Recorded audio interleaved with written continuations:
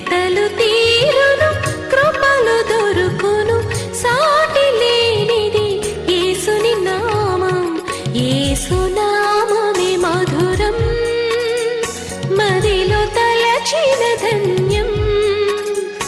యేసునామమే మధురం. ప్రభువునందు ప్రియ దేవుని బిడ్డలారా, నేటి వాక్య ధ్యానము కొరకు సహకారం ఇచ్చిన కుటుంబం పోతునూరు గలేచి కాలనీ వాస్తవ్యులు ఓసల మోజెస్ దైవమణి గారులు సహకారాన్ని ఇస్తున్నారు. దేవుడు మోజెస్ గారిని, దైవమణి గారిని దీవించాలని ప్రార్థన చేద్దాం. ప్రార్థన. మమ్మలను మిక్కిలిగా ప్రేమిస్తున్న మా తండ్రి, మోజెస్ గారు, దైవమణి గారు ఇచ్చిన సహకారమును బట్టి వారిని దీవించమని ప్రార్థిస్తున్నాము. ఎక్కడ చూచినా అసంతృప్తి జ్వాలలు కనిపిస్తున్నాయి. పాలిటిక్స్లో, బిజినెస్లో, రిలీజియన్లో, ఎడ్యుకేషన్లో, వెల్ఫేర్లో, మెడికల్ హెల్త్లో ఎటు చూచిన ప్రజలు అసంతృప్తితో రగులుతున్నారు. ప్రధాన రంగం ఇరిగేషన్లో. కావున ఈ అసంతృప్తికి కారణమైన ఆధ్యాత్మిక లోపాలు మీరు సరిచేయమని ప్రార్థిస్తున్నాము. Lord, heal the country. దేశాన్ని బాగు చేయండి. Heal the nation. భారతావనిని స్వస్థపరచండి. మీ చేతులకు మమ్మలను సమర్పించుకుంటున్నాము. మోజెస్ గారు, దైవమణి గారు ఈ ప్రసంగ సహకారం ఇచ్చినందుకు వారిని ఆశీర్వదించండి. యేసు నామమున ప్రార్థన చేస్తున్నాము తండ్రి, ఆమేన్. ప్రియమైన దేవుని బిడ్డలారా, అపోస్తలుల కార్యముల గ్రంథము 16వ అధ్యాయములో పౌలు బర్నబా నుండి వేరైన పిదప వెంటనే దెర్బేకు, లుస్త్రకు వచ్చాడు. అక్కడ తిమోతి అని ఒకడున్నాడు. బైబిల్ గ్రంథంలో తిమోతి చాలా ప్రముఖమైన వాడు. పౌలు తిమోతి గారికి 2 పత్రికలు రాశాడు. ఇవి సవార్థిక పత్రికలు. ఈ పత్రికలు తిమోతిని పౌలు గారు కుమారుడా అని పిలిచి రాశాడు. Father and son relationship establish అవుతోంది వారి మధ్య. తిమోతి బ్యాక్గ్రౌండ్ 16వ అధ్యాయం 1వ వచనం నుండి 3 వచనాల వరకు చెప్పాడు. తిమోతి తండ్రి గ్రీసు దేశస్థుడు, అన్యుడు. అతని తల్లి యూదురాలు. ఇవాళ కాదు, అప్పుడే ఉన్నాయి ఈ కులాంతర, మతాంతర వివాహాలు, స్థలాంతర వివాహాలు అప్పటికే ఉన్నాయి, ఇప్పుడు కాదు. అంబేద్కర్ గారు తెలియజేశారు, మతం పోవాలి అంటే మతాంతర వివాహాలు, కులం పోవాలంటే కులాంతర వివాహాలు జరిగినప్పుడు అమెరికాలో లాగా నో క్యాస్ట్, ఏమి కులం ఉండకుండా పోతుందని చెప్పి ఆయన సజెషన్ ఇచ్చాడు అన్నారు. ఆ రోజుల్లోనే ఈ యొక్క క్రాస్ కల్చర్ మ్యారేజెస్ జరిగాయి. బ్రిటిషర్స్ టైంలో ఇండియన్స్ ఈ యాంగ్లికన్స్తో, బ్రిటిషర్స్తో వివాహాలు చేసుకున్నప్పుడు పుట్టిన వాళ్ళు Anglo Indians, Anglo and Indian. కాబట్టి ఆంగ్లో ఇండియన్స్ ఇప్పటికీ మనకు అక్కడక్కడ కనిపిస్తారు, మూలాలు ఉన్నవి. ఆ ఆంగ్లో ఇండియన్స్ పేరిట మనకు అసెంబ్లీలో ఒక ఎమ్మెల్యే సీట్ ఉంటుంది. కనుక పొలిటికల్గా కూడా వాళ్ళకు ఒక రిజర్వేషన్ ఒకటి కల్పించారు. ఈ అన్బిలీవర్ గ్రీక్కి బిలీవర్ అయిన ఒక జ్యూకి పుట్టినవాడే తిమోతి. సో బ్యాక్గ్రౌండ్ ఇవాళ కాన్సెప్ట్లో చూస్తే పెద్ద బ్యాక్గ్రౌండ్ ఏం కాదు, హై కల్చర్డ్ సొసైటీలో నుంచి వచ్చింది ఏం కాదు, హై స్పిరిచువలైజ్డ్ ఫ్యామిలీ నుంచి వచ్చింది కాదు. అయినప్పటికీ వాక్యము మనకు చెప్పేది ఏమిటంటే అతని యొక్క తిమోతి యొక్క తల్లి మరియు అమ్మమ్మ క్లోయి, తల్లి యునీకే, తిమోతి తల్లి యునీకే, అవ్వ క్లోయి, వీరిద్దరిలో విశ్వాసం నివసించింది. Both were believers, but Eunice married to a gentile man Greece దేశస్తుని పెళ్లి చేసుకున్నాడు. అందుకనే పౌలు గారు అతనితో వ్రాస్తున్నప్పుడు పౌలు తిమోతికి తన యొక్క పత్రికను వ్రాస్తున్నప్పుడు తెలియజేశాడు, నీ యొక్క తల్లి అయినటువంటి యునీకేలోను నీ అవ్వ అయిన లోయలోను ఈ విశ్వాసం నివసించింది అన్నాడు. తిమోతి 2వ పత్రిక 1వ అధ్యాయం 5వ వచనంలో ఈ మాటలు ఉన్నాయి.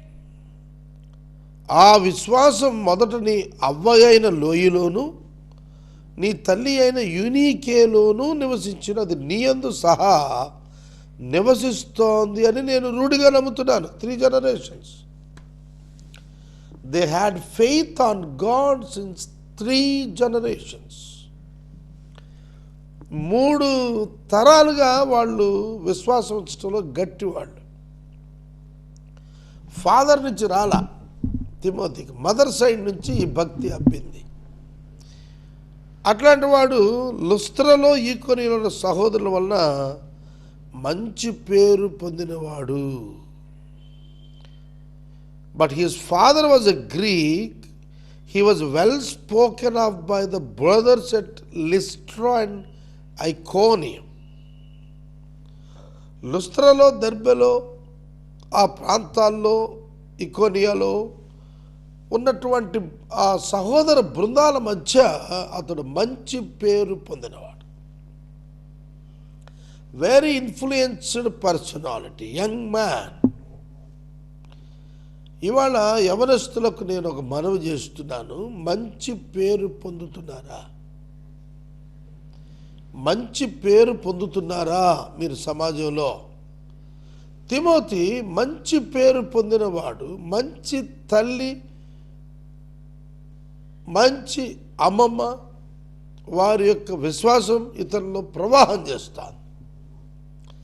అది చూసి పౌలు గారు అతన్ని క్యాచ్ చేశాడు, పట్టుకున్నాడు. అతన్ని తీసుకెళ్ళి, అతని తండ్రి గ్రీసు దేశస్థుడు కనుక ఆ ప్రాంతంలోని యూదులందరికీ తెలుసు ఇతడు నాన్ జ్యూ అనే భావంలో ఉన్నారు కనుక తీసుకెళ్ళి సున్నతి చేపించాడు. సున్నతి చేపిస్తే గుర్తు ఏంటంటే యూదుల కింద లెక్క వేస్తారన్నమాట. సున్నతి చేయబడిన వాడిని యూదుల కింద లెక్కేస్తారు. కాబట్టి యూదులు తిమోతిని పౌలుతో కూర్చోబెట్టుకున్నప్పుడు అభ్యంతరపడకుండా ఉండాలని చెప్పి పౌలు గారు తిమోతిని తీసుకెళ్ళి సున్నతి చేయించాడు. అంటే యూదామతం ఇప్పించాడన్న మాట. యూదామతంతో పని ఏంటంటే క్రీస్తు సంఘానికి. అయినప్పటికీ ప్రజల మధ్య యాక్సెప్టెన్స్ కోసం అన్రిలేటెడ్ స్క్రిప్చరల్ ఇష్యూ పౌలు చేశాడు. మరొక చోట తలనీలాలు అర్పింపజేశాడు. తలనీలాలు అర్పించాల్సిన అవసరం లేదు న్యూ టెస్ట్మెంట్లో, బట్ హీ ఫాలోడ్ దట్. ఇక్కడ సున్నతి చేయించాల్సిన అవసరం లేదు, but he followed it. Paul గారు కాంటెక్స్ట్ వైజ్ ఆలోచన చేసి వాళ్లను ప్రజలను ఒప్పించుటకు గ్రీసు దేశస్తునిలాగా, అలాగే యూదుడికి యూదుడిలాగా, అన్యుడిలాగా సిద్ధం చేశాడు. That is intelligence in evangelism. ఇవాళ మనం చాలా చోట్ల సమస్యలు తెచ్చుకోవడానికి కారణం నాలెడ్జ్ లేకపోవటం, విజ్డమ్ లేకపోవటం, ఇంటెలిజెన్స్ లేకపోవటం. అవివేకంతో పోయి పాస్టర్స్ అనేక మంది సమస్యలు తెచ్చుకుంటున్నారు. ఈ మధ్యన నేను ఒక రోడ్డు మీద వస్తున్నాను, ఒక చర్చ్ వాళ్ళు చాలా పెద్ద ప్రొసెషన్ వెళుతూ పాటలు పాడుకుంటూ మైక్ పెట్టుకుంటూ వాక్యాలు చెప్పుకుంటూ వెళుతున్నారు. ఆ వాక్య ఉపదేశం ఒక స్త్రీ చేస్తుంది. ఆవిడ మాట్లాడుతూ సాతానుతో వేరొక దేవతను పోల్చి మాట్లాడేస్తుంది. ఆవిడకి తెలియదు ఎట్లా మాట్లాడాలి. అది విన్న వాళ్ళు హర్ట్ అవుతారు కదా. ఇవాళ అత్యధిక శాతం క్రైస్తవులు మీదకు తెచ్చుకునే సమస్యలు ఉన్నవే, వాటికి కారణం వారి యొక్క అవివేకం. వాటి వల్ల అవగాహన రాహిత్యం వల్ల కూడా కొన్ని సమస్యలు వస్తున్నాయి.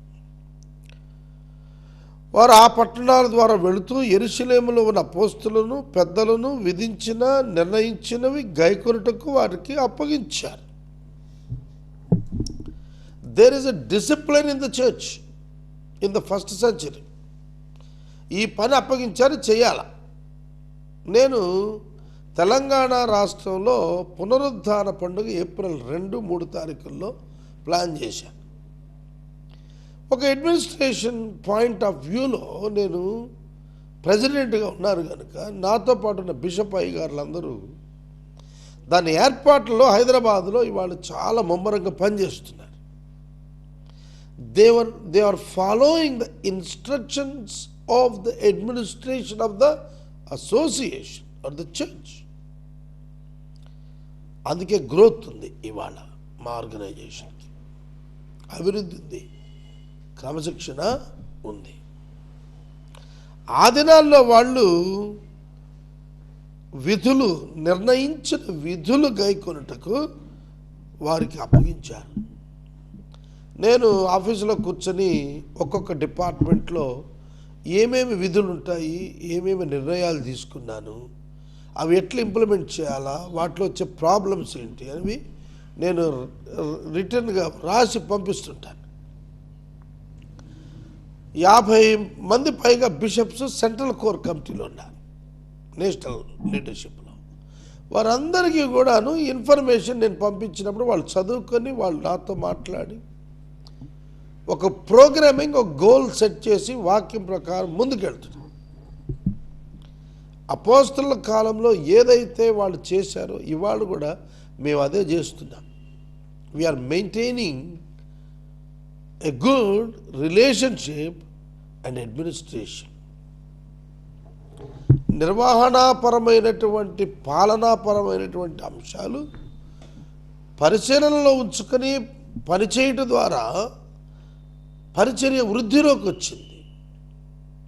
It is compulsory in Christian church. మనకుందా ఇది? ఈ సిస్టమ్ ఇండిపెండెన్స్ దగ్గర లేదు. తర్వాత 5వ వచ్చినట్టు సంఘాలు విశ్వాసమందు స్థిరపడ్డాయి. ద బ్యూటిఫుల్ ఎక్సలెంట్ గ్రేస్ ఏమిటంటే they settled in faith, they stood fast in faith. So the churches were strengthened in faith, strengthened in the faith. విశ్వాసంలో బలపడ్డారు. కాబట్టి విశ్వాసంలో బలపడ్డారంటే అర్థం ఏంటంటే వాక్యాన్ని నెరవేర్చే స్టేటస్కి వాళ్ళు వచ్చారు అని అర్థం. Fighting over are against the world and able to obey the scriptures. అది స్థిరపడటం అంటే లోకంతో పోరాడుతూ దేవునికి లోబడటం ఉన్నదే అదే స్థిరపడటం అంటే, బలపడటం అంటే, పడకుండా నిలబడటం అంటే. నాతో ఒక యవనస్తుడు మాట్లాడుతూ గత దినం అన్నాడు, ఈ దినం బిషప్ గారు నేను ఒకప్పుడు చర్చికి వెళ్ళేవాడిని, చాలా ఆత్మీయంగా ఉండేవాడిని, తర్వాత పడిపోయానండి. అప్పటికే అతడు ఆల్కహాలిక్గా ఉన్నాడు, చూశాను. కనుక నేను పడిపోకుండా ఉంటాను, ప్రార్థన చేయండి అని అన్నాడు. నేను ప్రార్థన చేస్తాను, నువ్వు పడిపోకుండా ఉంటాను ప్రయత్నం చెయ్యి, నువ్వు ప్రభువుపై ఆధారపడు, నువ్వు ప్రార్థన చేయని చెప్పాను. నేను స్థిరపడాల, విశ్వాసములో స్థిరపడాలి. విశ్వాసమునకు కర్త క్రీస్తు ప్రభు. ఆయన ఎదుగు రావాలి. మనం ఆయన ఎదుగు వచ్చి మనము విశ్వాసములో బలము పొందినట్లయితే గొప్ప కార్యాలు మన జీవితంలో పరిచర్యలో చూడగలుగుతాము. అనుదినము లెక్కకు సంఘములు విస్తరించుచున్నవి. So the churches were strengthened in the faith and they increased in numbers daily. ఈ పదం మీకు ఎట్లుంది? నాకు చాలా ఆనందంగా ఉంది. డైలీ డైలీ డైలీ, అనుదినం అనుదినం అనుదినము సంఘాలు ఏర్పడిపోతున్నాయట. ఇవాళ సంవత్సరాలైనా ఏర్పట్టాల మనకి తెలంగాణలో, ఆంధ్రప్రదేశ్లో, నార్త్ ఇండియాలో. ఒక్క సంస్థ పెట్టి 25 ఏళ్ళు అవుద్ది, పట్టున 10 సంఘాలు ఏర్పడి లేవు. ఇవాళ నేను మనవి చేస్తున్నాను, సంఘాలు విస్తరించాలి, విశ్వాసులు స్థిరపడాలి, అప్పుడే విస్తరిస్తాయి సంఘాలు. విశ్వాసులు ఒక అధికారంకు లోబడి పనిచేయాలి. 6వ వచనము గంభీరమైన వచనము. ప్రతి విశ్వాసి ఇందులో ఒక ప్రముఖమైన పాఠాన్ని తెలుసుకోవలసిన వచనం. ఆసియాలో వాక్యము చెప్పకూడదు అని పరిశుద్ధాత్మ వారిని ఆటంకపరిచినారు. వారు పురుగయ, గలతీయ ప్రదేశాల ద్వారా వెళ్ళి ముసియా దగ్గరకు వచ్చి బెతూనియకు వెళ్ళుటకు ప్రయత్నం చేసిరు, కానీ యేసు యొక్క ఆత్మ వారిని వెళ్ళనీయలేదు. ఇదేమిటండి? సువార్తను ఆటంకపరిచేవాడు పరిశుద్ధాత్ముడా, యేసు ఆత్మ? ఇదొకసారి ఆలోచించండి. సువార్తను జరిగించేవాడు పరిశుద్ధాత్ముడు కదా, సువార్తను ఆపటం ఏమిటి? వాక్యం చెప్పకూడదు అని ఆటంకపరిచాడట. మనుషుల చేత కలిగిన ఆటంకాలను పౌలు దేవుడు ఆటంకపరిచినట్లుగా వ్యక్తీకరించాడు. ఇక్కడ ఏ కోణంలో తీసుకున్నాడు? ఈ ఆటంకములన్నీ దేవుని చేత అనుమతించబడితేనే తప్ప సంఘాన్ని తాకలేవు. కనుక దేవుని ఆత్మ, పరిశుద్ధాత్మ, యేసు ఆత్మ మమ్మల్ని ఆటంకపరిచారు, అడ్డగించారు అని చెప్పగలిగాడు. ఎందుకు అది జరిగింది? Very simple. పేతురు ఇశ్రాయేలీయులకు అతడు గొప్ప అపోస్టల్. పౌలు కూడా యూదుల మధ్యన సేవ చేస్తే యూదులకు, ఈ జూయిష్ క్రిస్టియన్స్కు ఒక పెద్ద అపోస్టల్ అవ్వాలి. కానీ దేవుడు అతన్ని జెంటైల్ అపోస్టల్గా బిల్డ్ చేయాలనుకున్నాడు. అందుకనే యూరప్ కాంటినెంట్ వైపు పౌలు గారిని తీసుకుని పోయాడు. ఏషియా మైనర్ సైడ్ పేతురు గారిని తీసుకెళ్ళాడు. దేవునికి ఒక ప్రణాళిక ఉంది. ఆ ప్రణాళిక ప్రకారం సేవకులు ఆ స్థలాల్లో వాడుకుంటాడు. ఇది మనం గుర్తెరగాలి. ఒకరి మేరలో మరొకరు ప్రవేశించకుండా వాడుకొనగలిగేటువంటి ప్రణాళిక కలిగిన వాడు పరిశుద్ధాత్మదేవుడు. ఎవరు ఆయన ఆత్మకు లోబడి దాని ప్రకారం పనిచేస్తారో వారి యొక్క గమనం అంతా దేవునిపైనే ఆధారపడి నడుస్తుంది. కనుక ఇక్కడ అపోస్టల్స్ ముందుకెళ్ళాలని యత్నం చేసినప్పుడు పరిశుద్ధాత్ముడు, యేసు ఆత్మ అడ్డుకున్నారు, వెళ్ళనివ్వలేదు అని. ఎందుకనంటే ఆ ప్రాంతంలో వాళ్ళు వేరొకరి చేత ఇవాంజలైజ్ చేయబడాలనేది దేవుడు ముందస్తు ప్రణాళికలో వ్రాయించాడు. ఆ ప్రాంతాలకు పీటర్ గారు పోయాడు తర్వాత. కానీ పౌలు గారైతే మరొక ప్రాంతం వైపు ఆహ్వానించబడుతున్నాడు, మాసిదోనియా ప్రాంతం వైపు. సో కాబట్టి దేవుడు మనకు అన్ని పనులు ఇచ్చేశాడు, అన్ని పరిచర్లు ఇచ్చేశాడు, అన్నిట్లో చేయబెట్టేస్తా అన్నట్టు ఉండకూడదు. Stick on to your understanding and call. మీరు మిమ్మల్ని పిలిచిన పిలుపు, దాన్ని ప్రభు నడిపిస్తున్న నడిపింపు జాగ్రత్తగా చూసుకోవాలి ఎప్పటికప్పుడు. అలా చూసుకోకపోతే అసత్య మార్గాల్లో సంఘాలు పరిగెడుతూ ఉంటాయి, ప్రభుత్వాల నుంచి ఆటంకాలు వస్తూ ఉంటాయి. So we all should know the constitutional evangelism in India. భారతదేశంలో మనందరికీ కూడా రాజ్యాంగపరమైన విధానములో సువార్త ప్రకటించుట దాని పరిమితులు అర్థం కాకపోతే మనం నష్టపోతాం. యేసు ఆత్మ వెళ్ళనీయలేదు. అప్పుడు వారు ముసియా దాటారు, త్రోయాకు వచ్చారు. అక్కడ మాసిదోనియా దేశస్థుడు త్రోయలో దర్శనమున పౌలు గారికి కనబడ్డాడు. అతడు లేచి నమస్కరించి మాసిదోనియాకు వచ్చి మాకు సహాయం చేయమని తనను వేడుతున్నట్లు రాత్రి వేళ పౌలునకు దర్శనము కలిగను. అతనికి దర్శనము కలిగినప్పుడు వారికి సువార్త ప్రకటించడానికి దేవుడు మమ్మల్ని పిలిచి ఉన్నాడని మేము నిశ్చయించుకొని వెంటనే మాసిదోనియా బయలుదేరడానికి అతను చేసేది. అండర్లైన్ చేయండి, మేము నిశ్చయించుకుంటేమి. దర్శనం ద్వారా దేవుడు చెప్పాడు అనేది మేము నిశ్చయించుకున్నాం. We have decided on our own. And when Paul had seen the vision, immediately he sought to go into Macedonia, concluding that God had called us to preach the gospel to them.